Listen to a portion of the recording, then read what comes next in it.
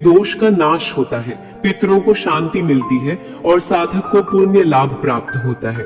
गीता के सभी अध्याय अमृत स्वरूप है, किंतु पितृपक्ष में विशेष रूप से 7वां अध्याय ज्ञान विज्ञान योग और 11वां अध्याय विश्व रूप दर्शन योग महत्वपूर्ण माने गए हैं। 7वां अध्याय हमें यह सिखाता है कि परमात्मा को कैसे जाना जाए और किस प्रकार उनका भक्ति योग जीव को जन्म मरण से मुक्त करता है। वहीं 11वें अध्याय में वो अद्भुत क्षण वर्णित है जब भगवान श्री कृष्ण ने अर्जुन को दिव्य दृष्टि देकर अपना विराट विश्व रूप दिखाया, वो स्वरूप जिसमें संपूर्ण सृष्टि और उसका संहार सृजन समाहित है। शास्त्रों में ये भी कहा गया है कि इन अध्यायों के श्रवण से पहले यदि इनके महात्म्य का पाठ किया जाए तो उसका फल अनेक गुना बढ़ जाता है, क्योंकि इन महात्म्यों का वर्णन स्वयं भगवान श्री हरि विष्णु ने माता लक्ष्मी से किया है। उन्होंने कहा, हे लक्ष्मी, अब मैं तुम्हें गीता के 7वें अध्याय का महात्म्य बताता हूँ, जिसे सुनकर हृदय अमृत से भर जाता है। इससे पहले यदि ये कथा आपको अच्छी लगे तो इसे लाइक करें, अपने प्रियजनों के साथ शेयर करें और हमारे चैनल को सब्सक्राइब करना ना भूलें, ताकि ऐसी ही दिव्य कथाएं आप तक निरंतर पहुंचती रहें। तो आइए आरंभ करते हैं 7वां अध्याय ज्ञान विज्ञान योग से। पाटलिपुत्र नामक एक दुर्गम नगर था, जिसका द्वार अत्यंत ऊंचा था। उसी नगर में शंकुकर्ण नामक एक ब्राह्मण रहता था। उसने व्यवसाय का आश्रय लेकर बहुत धन कमाया, किंतु ना तो उसने कभी पितरों का तर्पण किया और ना ही देवताओं का पूजन। केवल धनोपार्जन में तत्पर होकर राजाओं को ही भोज दिया करता था। एक समय की बात है, उस ब्राह्मण ने अपना चौथा विवाह करने के लिए पुत्रों और बंधुओं के साथ यात्रा के मार्ग में आधी रात के समय जब वो सो रहा था, तभी एक सर्प ने कहीं से आकर उसकी बाह में काट लिया। सर्प के काटते ही उसकी ऐसी अवस्था हो गई कि मरी मंत्र और औषधि आदि से भी उसका उपचार न हो सका। तत्पश्चात कुछ ही क्षणों में उसके प्राण पखेरु उड़ गए और वह प्रेत बन गया। फिर बहुत समय के बाद प्रेत योनि में उत्पन्न हुआ। उसका चित्त धन की लालसा में बंधा था। धन की वासना में बंधा हुआ वो अपने पूर्व वृत्तांत को स्मरण करता और सोचता, मैंने घर के बाहर करोड़ों की संख्या में धन गाड़ रखा है। उस धन से अपने पुत्रों को वंचित करके मैं स्वयं ही उसकी रक्षा करूंगा। सर्प योनि से पीड़ित होकर उस पिता ने एक दिन स्वप्न में अपने पुत्रों के सम्मुख आकर अपना मनोभाव बताया। तब उसके पुत्रों ने सवेरे उठकर बड़े विस्मय के साथ आपस में स्वप्न की बातें कही। उनमें से मंजुला पुत्र कुदाल हाथ में लेकर घर से निकला और उस स्थान पर पहुंचा जहां उसका पिता सर्प योनि धारण किए रहता था। यद्यपि उसे धन के स्थान का ठीक ठीक पता नहीं था, तो भी उसने ज्ञान और सूझबूझ से स्थान का निश्चय कर लिया और वहां खुदाई आरंभ की। उसे एक सर्प की बांबी दिखाई दी, जिससे वो खोदने लगा। तभी उस बांबी से एक बड़ा भयानक सांप प्रकट हुआ और उसने अपने क्रोध पूर्वक कहा, अरे मूढ़, तू कौन है? किस लिए आया है? ये बिल खोद रहा है? किसने तुझे भेजा है? सारी बातें मेरे सामने स्पष्ट बता। पुत्र ने कहा, मैं आपका पुत्र हूँ, मेरा नाम शिव है। मैं रात्रि में देखे हुए स्वप्न से विस्मित होकर यहाँ स्वर्ण लेने की आकांक्षा से आया हूँ। पुत्र की यह वाणी सुनकर वो साफ हंसा और ऊंचे स्वर में बोला, यदि तू मेरा पुत्र है तो मुझे शीघ्र ही बंधन से मुक्त कर। मैं अपने पूर्व जन्म में गाड़े हुए धन के लिए ही सर्प योनि में उत्पन्न हुआ हूँ। पुत्र ने कहा, पिताजी, आपकी मुक्ति कैसे होगी? इसका उपाय मुझे बताइए, क्योंकि मैं इस रात्रि में सबको छोड़कर आपके पास आया हूँ। पिता ने कहा, हे पुत्र, गीता के अमृतमय 7वें अध्याय को छोड़कर मुझे मुक्त करने में तीर्थ, दान, तप और यज्ञ भी सर्वथा असमर्थ है। केवल गीता का 7वां अध्याय ही प्राणियों की जीवित रहते मृत्यु आदि दुखों को दूर करने वाला है। पुत्र, मेरे श्राद्ध के दिन गीता के 7वें अध्याय का पाठ करने वाले ब्राह्मण को श्रद्धा पूर्वक भोजन कराना। इससे निसंदेह मेरी मुक्ति हो जाएगी। बाद में अपनी शक्ति और सामर्थ्य के अनुसार पूर्ण श्रद्धा के साथ विद्वान दिवासी और वेद विद्या में प्रवीण अन्य ब्राह्मणों को भोजन कराना। सर्प योनि में पड़े हुए पिता के ये वचन सुनकर सभी पुत्रों ने उसकी आज्ञा के अनुसार बल्कि उससे भी अधिक श्रद्धा और भक्ति से कार्य किया। तब कर्ण ने अपना सर्प शरीर त्याग कर दिव्य देह धारण की और सारा धन अपने पुत्रों को सौंप दिया। करोड़ों की संख्या में धन पाकर वे पुत्र बहुत प्रसन्न हुए। उनकी बुद्धि धर्म में लगी, इसलिए उन्होंने बावड़ी, कुमार पोखरा, यज्ञ तथा देव मंदिर के निर्माण में उस धन का उपयोग किया। उन्होंने भोजनशालाएं भी बनवाई। तत्पश्चात 7वें अध्याय का सदैव जाप करते हुए उन्होंने मोक्ष प्राप्त किया। भगवान शंकर ने कहा, हे पार्वती, इस प्रकार मैंने तुम्हें 7वें अध्याय का महात्म्य बताया, जिसके श्रवण मात्र से मानव सब पाठकों से मुक्त हो जाता है। मित्रों, कहा जाता है जो व्यक्ति पितृपक्ष के 16 दिनों तक तर्पण, श्राद्ध आदि नहीं कर पाते, उन्हें इस अवधि में अपने पितरों की शांति के लिए गीता के 7वें अध्याय का पाठ अवश्य करना चाहिए और उसका फल पितरों को समर्पित करना चाहिए। तो चलिए दोस्तों, अब हम सुनते हैं भगवत गीता का 7वां अध्याय, श्रीमद् भगवत गीता 7वां अध्याय, ज्ञान विज्ञान योग। यह अध्याय भगवान की शक्तियों के भौतिक और आध्यात्मिक आयामों के वर्णन के साथ आरंभ होता है। श्री कृष्ण व्यक्त करते हैं कि सब उन्हीं से प्रकट होते हैं और धागे में गुथे मोतियों की भांति उनमें स्थित रहते हैं और फिर सब उन्हीं में पुनः विलीन हो जाते हैं। उनकी माया शक्ति पर विजय प्राप्त करना अत्यंत दुष्कर है। परम प्रभु श्री कृष्ण ने कहा है, अब यह सुनो कि भक्ति योग के अभ्यास द्वारा और मेरी शरण ग्रहण कर मन को केवल मुझ में अनुरक्त कर और संदेह रहित होकर तुम मुझे पूर्णतया किस प्रकार जान सकते हो। अब मैं तुम्हारे समक्ष उस ज्ञान और विज्ञान को पूर्णतः प्रकट करूंगा, जिसे जान लेने पर इस संसार में तुम्हारी जानने के लिए और कुछ शेष नहीं रहेगा। हजारों में से कोई एक मनुष्य आध्यात्मिक सिद्धि के लिए प्रयत्न करता है और सिद्धि प्राप्त करने वालों में से कोई एक बिरला ही वास्तव में मुझे जान पाता है। पृथ्वी, जल, अग्नि, वायु, आकाश, मन, बुद्धि और अहंकार, ये सब मेरी प्राकृतिक शक्तियों के 8 तत्व हैं। ये मेरी अपनी शक्तियां हैं, किंतु हे महाबाहु अर्जुन, इनसे अतिरिक्त मेरी पराशक्ति भी है। यह जीव शक्ति है, जिसमें देहधारी आत्माएं जीवन रूप में सम्मिलित हैं और जो इस संसार में जीवन का आधार है। ये जान लो कि सभी प्राणी मेरी इन 2 शक्तियों द्वारा उत्पन्न होते हैं। मैं संपूर्ण सृष्टि का मूल कारण हूँ और ये पुनः मुझ में ही विलीन हो जाती है। मुझसे श्रेष्ठ कोई नहीं है। सब कुछ मुझ पर उसी प्रकार आश्रित है जिस प्रकार धागे में गुथे मोती होते हैं। हे कुंती पुत्र, मैं ही जल का स्वाद हूँ, सूर्य और चंद्रमा का प्रकाश हूँ। मैं वैदिक मंत्रों में पवित्र अक्षर ओम हूँ, आकाश में ध्वनि हूँ और मनुष्यों में सामर्थ्य हूँ। मैं पृथ्वी की शुद्ध सुगंध हूँ, अग्नि का प्रकाश हूँ, सभी प्राणियों में जीवन शक्ति हूँ और तपस्वियों का तप हूँ। अर्जुन, समझो कि मैं सभी प्राणियों का आदि और अंत हूँ। मैं बुद्धिमानों की बुद्धि हूँ और तेजस्वियों का तेज हूँ। हे भारत श्रेष्ठ, मैं बलवान पुरुषों का आसक्ति रहित बल हूँ और धर्मानुकूल काम हूँ। 3 प्रकार के गुण सत्व, रज और तम मेरी शक्ति से ही प्रकट होते हैं। यद्यपि वे मुझ में हैं, परंतु मैं उनसे परे हूँ। मेरी दैवी माया से मोहित होने के कारण इस संसार के लोग मेरे नित्य और अविनाशी स्वरूप को नहीं जान पाते। मेरी दैवी शक्ति माया को पार पाना अत्यंत कठिन है, किंतु जो मेरी शरण में आते हैं वे इसे सरलता से पार कर जाते हैं। 4 प्रकार के लोग मेरी शरण नहीं लेते। वे जो ज्ञान से वंचित हैं, वे जो अपनी निकृष्ट प्रवृत्ति और आलस्य से मुझे जानने का प्रयत्न नहीं करते, वे जिनकी बुद्धि भ्रमित है और वे जो आसुरी प्रवृत्ति वाले हैं।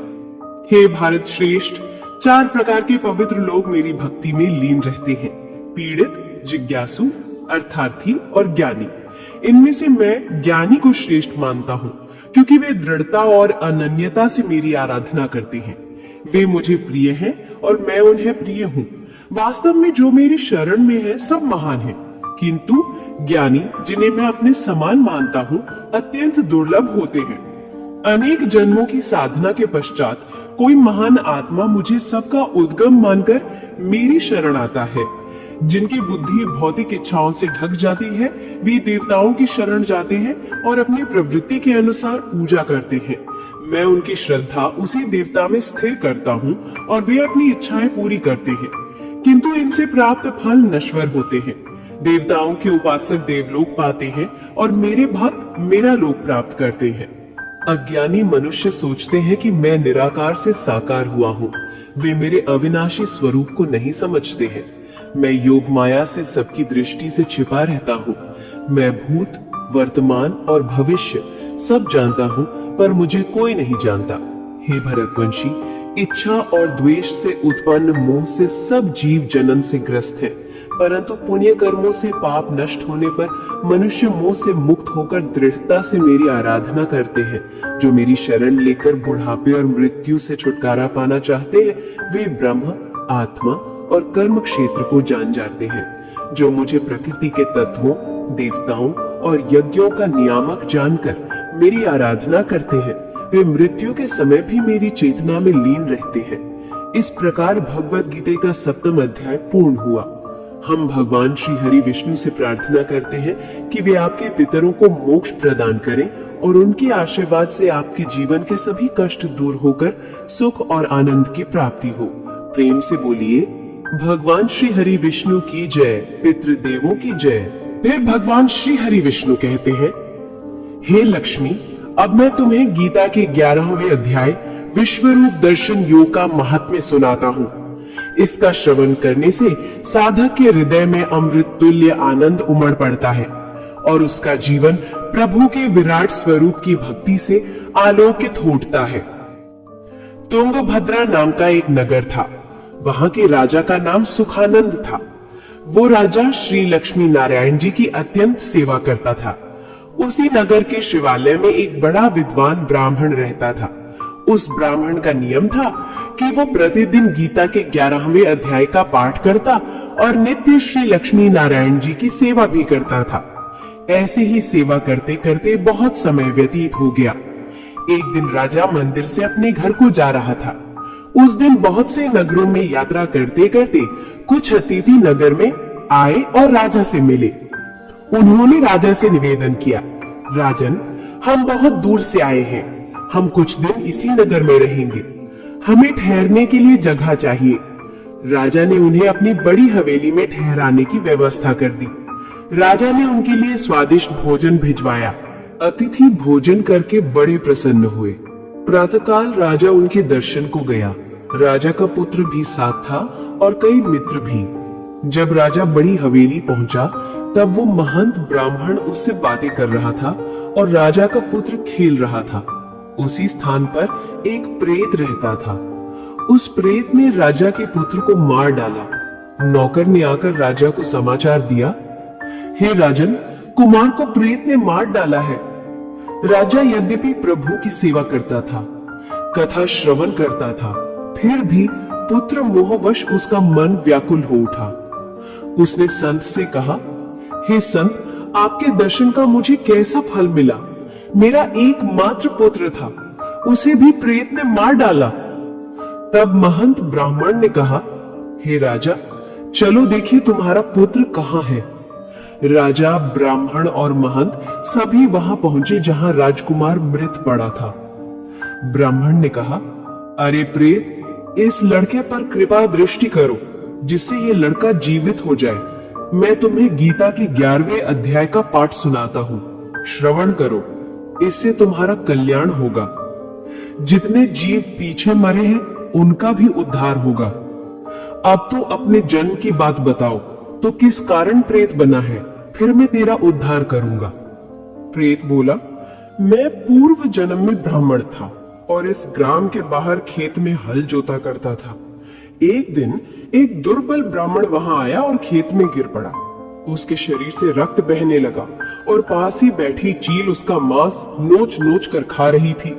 मैं ये सब देखता रहा, लेकिन मेरे हृदय में दया नहीं आई कि जाकर उस ब्राह्मण को बचाऊं। उसी समय एक और ब्राह्मण वहां आ पहुंचा। उसने देखा कि एक दुर्बल रोगी ब्राह्मण गिरा पड़ा है और चील उसका मांस नोच रही है।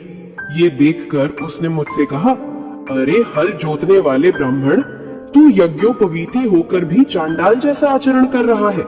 तेरे खेत के पास एक ब्राह्मण का मांस चील नोच रही है और तू बैठा केवल देख रहा है? क्या तेरी आंखों में प्रकाश नहीं है कि तू दया भाव को त्यागे बैठा है? किस कारण से तू इतना बड़ा पापी बन गया है? शास्त्रों में कहा गया है कि 3 प्रकार के अधम मनुष्य नरक को जाते हैं। पहला, जो किसी को चोर या लुटेरा या हत्यारा अत्याचार करता हुआ देखे और साक्षी होकर भी मौन रह जाए। दूसरा, जो किसी रोगी की दशा देखे और उसकी सहायता या परिचर्या ना करे। और तीसरा, जो किसी को भूत प्रेत पीड़ित देखे और मुक्ति का उपाय जानते हुए भी सहायता ना करे। ये तीनों नरक के भागी होते हैं।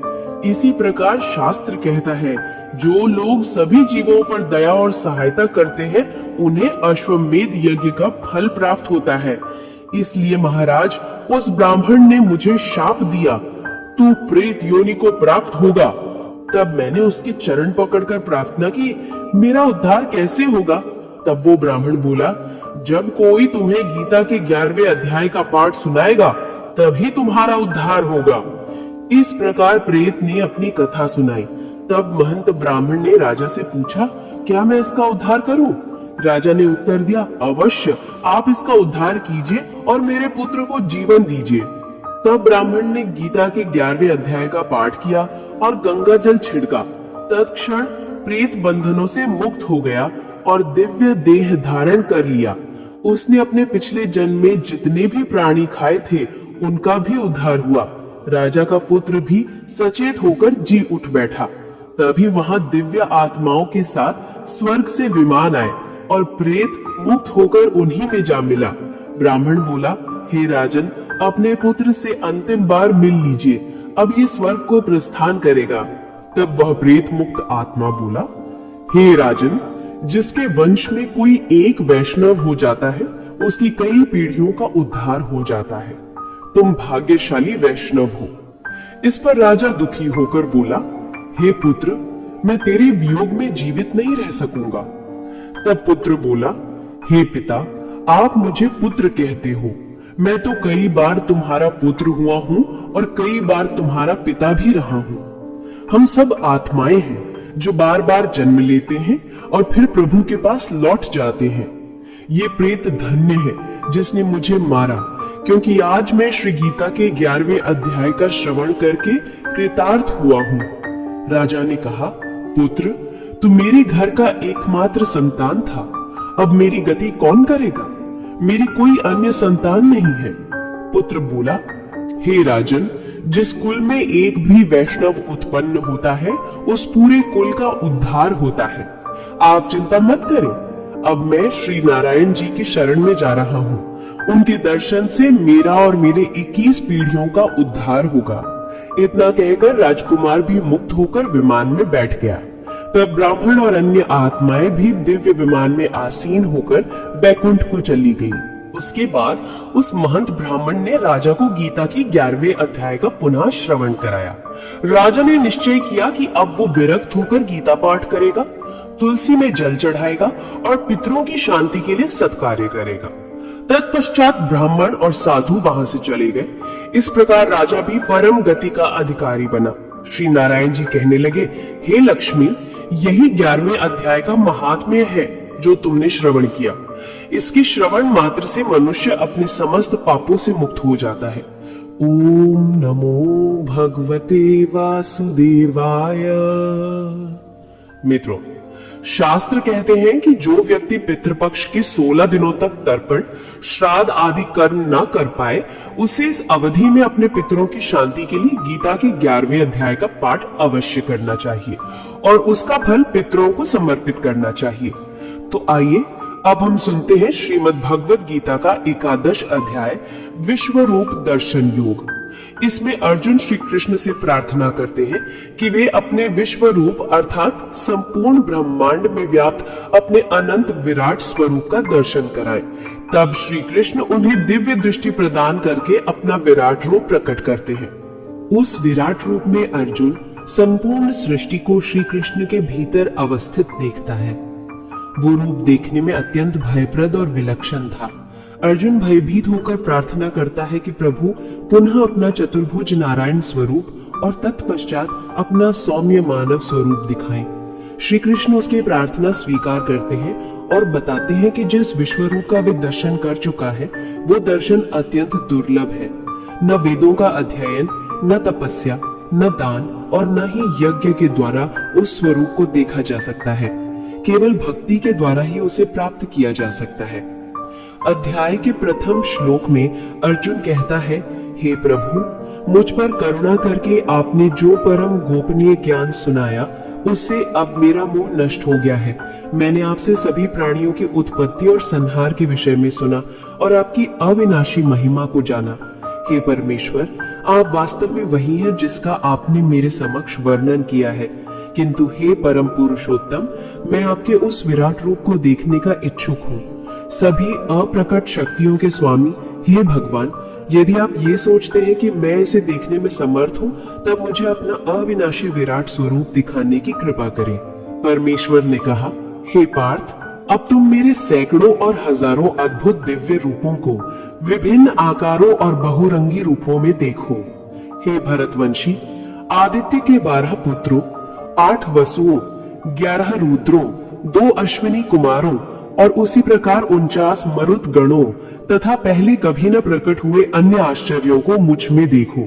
हे अर्जुन, चर और अचर सहित समस्त ब्रह्मांड को एक साथ मेरे विश्व रूप में देखो, और यदि इसके अतिरिक्त तुम कुछ और भी देखना चाहते हो तो वो सब भी मेरे विश्वव्यापी रूप में देखो, परंतु तुम अपनी आंखों से मेरे दिव्य ब्रह्मांडीय स्वरूप को नहीं देख सकते। इसलिए मैं तुम्हें दिव्य दृष्टि प्रदान करता हूँ। अब मेरी दिव्य विभूतियों को देखो। संजय ने कहा, हे राजन, इस प्रकार कहकर योग के स्वामी महान योगेश्वर श्री कृष्ण ने अर्जुन को दिव्य विश्व रूप का दर्शन कराया। अर्जुन ने भगवान के दिव्य विराट रूप में असंख्य मुख और नेत्रों को देखा। उनका रूप अनेक दैवीय आभूषणों से अलंकृत था और वे कई प्रकार के दिव्य शस्त्रों को उठाए हुए थे। उन्होंने उस दिव्य शरीर पर अनेक मालाएं और वस्त्र धारण किए थे, जिन पर विभिन्न प्रकार की दिव्य सुगंध लगी हुई थी। वे स्वयं का अद्भुत और अनंत स्वरूप प्रकट कर रहे थे, जिनका विशाल शरीर सर्वव्यापी दिखाई देता था। यदि आकाश में हजारों सूर्य एक साथ उदित हो, तो भी उन सब का प्रकाश भगवान के दिव्य तेजस्वी रूप की समानता नहीं कर सकता। अर्जुन ने परमात्मा के उस दिव्य शरीर में एक ही स्थान पर स्थित समस्त ब्रह्मांड को देखा। तब आश्चर्य और विस्मय में डूबे अर्जुन के रोम खड़े हो गए और उन्होंने मस्तक झुकाकर हाथ जोड़कर भगवान के समक्ष इस प्रकार प्रार्थना की। अर्जुन ने कहा, मैंने आपके शरीर में सभी देवताओं और विभिन्न प्रकार के जीवों को देखा है। मैंने वहां कमल पर आसीन ब्रह्मा, भगवान शिव, सभी ऋषियों और स्वर्ग के दिव्य प्राणियों को देखा है। मैं सभी दिशाओं में आपकी अनगिनत भुजाओं, मुखों और नेत्रों से युक्त सर्वत्र फैले हुए अनंत स्वरूप को देख रहा हूं। हे ब्रह्मांड के स्वामी, आपका रूप अपने आप में अनंत है। मुझे आप में कोई आरंभ, मध्य और अंत दिखाई नहीं दे रहा। आप मुकुट से सुशोभित हैं, चक्र और गदा से सुसज्जित हैं और सर्वत्र दीप्यमान लोकपालों के समान प्रतीत हो रहे हैं। आपके दिव्य तेज को देख पाना अग्नि के समान प्रज्वलित प्रकाश के कारण कठिन हो रहा है, जो सभी दिशाओं से प्रस्फुटित होने वाले सूर्य के प्रकाश के समान है। मैं आपको परम अविनाशी समझता हूँ। आप ही वेदादि शास्त्रों द्वारा बताए गए परम सत्य हैं। आप समस्त सृष्टि के आधार हैं और सनातन धर्म के शाश्वत पालक तथा रक्षक हैं। आप आदि, मध्य और अंत से रहित हैं और आपकी शक्तियों का कोई भी अंत नहीं है। सूर्य और चंद्रमा आपके नेत्र हैं और अग्नि आपका मुख है। आपके तेज से समस्त ब्रह्मांड प्रकाशित हो रहा है। हे सभी जीवों के परम स्वामी, स्वर्ग और पृथ्वी के बीच का स्थान और सभी दिशाएं केवल आपसे ही व्याप्त है। आपके अद्भुत और भयानक रूप को देखकर तीनों लोग भय से कांप रहे हैं। स्वर्ग के सभी देवता आप में प्रवेश कर आपकी शरण ग्रहण कर रहे हैं और कुछ भय से हाथ जोड़कर आपकी स्तुति कर रहे हैं। महर्षि और सिद्धजन पवित्र स्तोत्रों का पाठ कर अनेक प्रार्थनाओं के साथ आपकी प्रशंसा कर रहे हैं।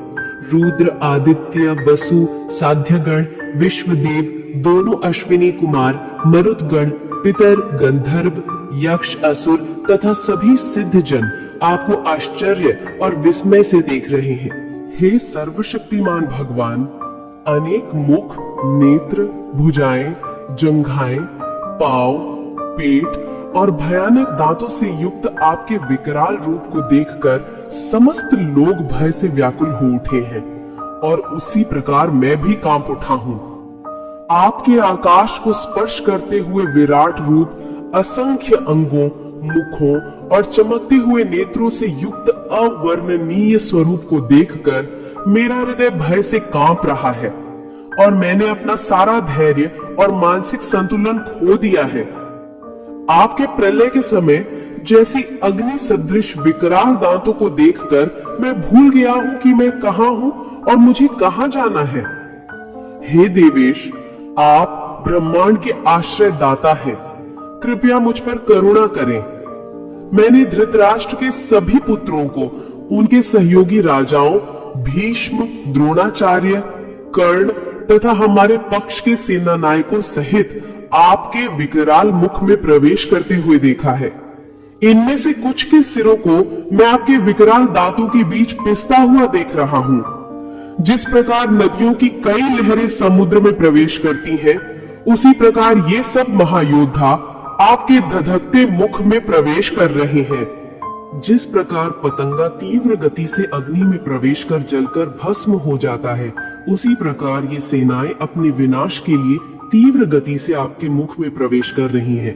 आप अपनी तीक्ष्ण जिह्वा से समस्त दिशाओं के जीव समूहों को चाट रहे हैं और उन्हें अपने प्रज्वलित मुखों में निगल रहे हैं। हे विष्णु, आप अपने सर्वत्र फैले प्रचंड तेज की किरणों से समस्त ब्रह्मांड को भयंकरता से झुलसा रहे हैं। हे देवेश, कृपया मुझे बताइए कि आपके इस उग्र रूप में आप कौन हैं? मैं आपको प्रणाम करता हूँ, कृपया मुझ पर करुणा करें। आप समस्त सृष्टि से पूर्व स्थित आदि भगवान हैं। मैं आपको जानना चाहता हूँ, किंतु आपकी प्रकृति और प्रयोजन को नहीं समझ पा रहा हूँ। परम प्रभु ने कहा, मैं प्रलय का मूल कारण और महाकाल हूँ। मैं जगत का संहार करने के लिए आता हूँ। तुम्हारे युद्ध में भाग न लेने पर भी युद्ध भूमि में खड़े विरोधी पक्ष के योद्धा मारे ही जाएंगे। इसलिए उठो, युद्ध करो और यश अर्जित करो। अपने शत्रुओं पर विजय प्राप्त कर राज्य का भोग करो, क्योंकि ये सब योद्धा पहले ही मेरे द्वारा मारे जा चुके हैं। हे श्रेष्ठ धनुर्धर, तुम तो मेरे कार्य को संपन्न करने का केवल निमित्त मात्र हो।